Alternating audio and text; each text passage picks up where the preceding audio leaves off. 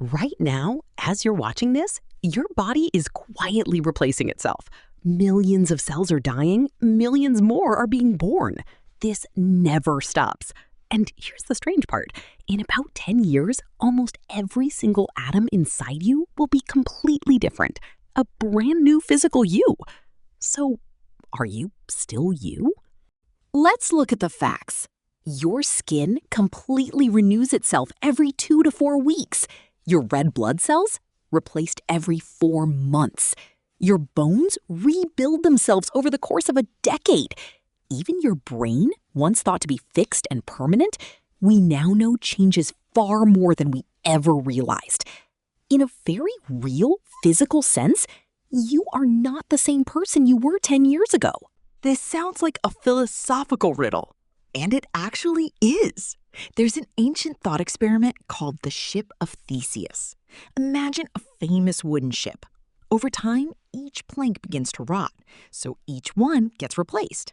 1 plank, then 2, then all of them. Every single piece has now been swapped out. Is it still the same ship? Your body is doing exactly this, but instead of planks, it's cells, atoms, molecules, every single day.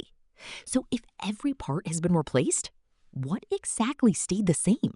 Here's where it gets genuinely fascinating. Scientists who study this say what remains isn't the material at all. It's the pattern. Think of a flame. A flame burns through fuel, wood, wax, oxygen, constantly consuming new material. The fuel is always changing, but the flame, its shape, its heat, its behavior, persists. You are far more like a flame than a stone. So what if your identity isn't stored in your atoms at all? What if it lives in the pattern, the arrangement of information that makes you, you? Your memories, your neural pathways, the way your cells have learned to communicate. These aren't stored in one single atom or one single cell. They're encoded in the structure, the architecture of your biology.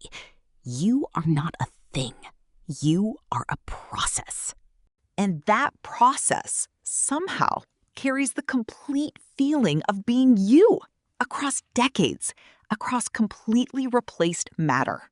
So the next time you look in the mirror, remember, almost nothing you see today was there 10 years ago, but you remained. Maybe identity isn't about what atoms you hold. Maybe it's about the pattern they form, the information that persists. You are a biological flame, always burning through new material, never quite the same, but somehow always you.